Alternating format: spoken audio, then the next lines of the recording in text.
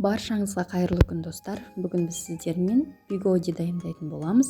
Видеоны міндетті түрде соңына дейін қарап, видео ұнаса лайк басып, менің каналыма тіркелуді ұмытпаңыз.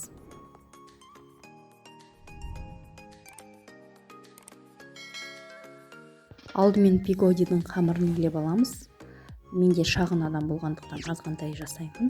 500 грамм ұнға 1 шай қасық тұз, 1 шай қасық дрожж қосып, 2 ас қасық сұйық май қосып, жылы сумен қамыр илейтін боламын. Мінекей бізде осындай жұп-жұмсақ қамыр пайда болды.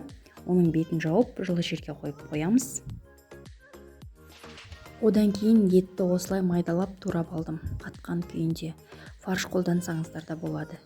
Енді қазанға май құйып, осы етті салып қуыратын болам.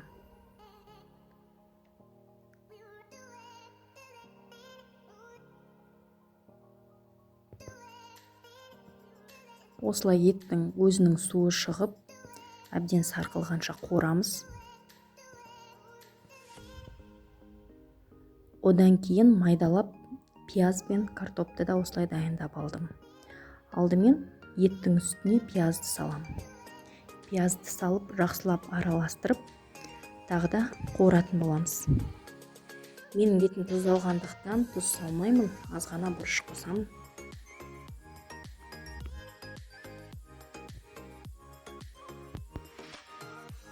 Енді біздің қамырымызда көтерілген, бір басып қоямыз.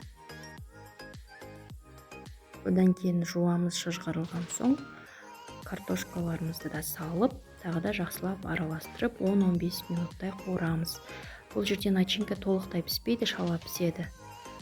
Енді қамырларымызды осылай дөңгелетіп аламыз, листтарымызды майлап, видеода көрсетілгендей етіп жасаңыздар. Начинкасына қалауларыңыз шықса, түрлі заттар қоссаңыздар болады. Мен тек осы видеода көрсетілген заттарды ғана қостым. Одан кейін қамырыңызды жайған кезде қатты жұқа болып кетпесін. Дәл видеода көрсетілгендей алма кезек екі шетінен бүре отырып, осылай жасаңыздар, әдемі болып шығады. Пигоди бізде көтеріліп пісетіндіктен үстіңгі листке жабысып қалмау үшін мен ортасына осындай шыны қоюды жөн көрдім. Рюмка болса, сіздерде рюмка қойсаңыздар болады. Міне тағы біреуін жасап көрсетейін. Осылай қатты жұқа қылмай жаямыз. Одан кейін начинкасын салып, жақсылап бекітеміз. Екі жағынан алма кезек бүре отырып, жақсылап бекітеміз, ашылып кетпеу үшін. Міне сонда бізде өте әдемі болып шығады.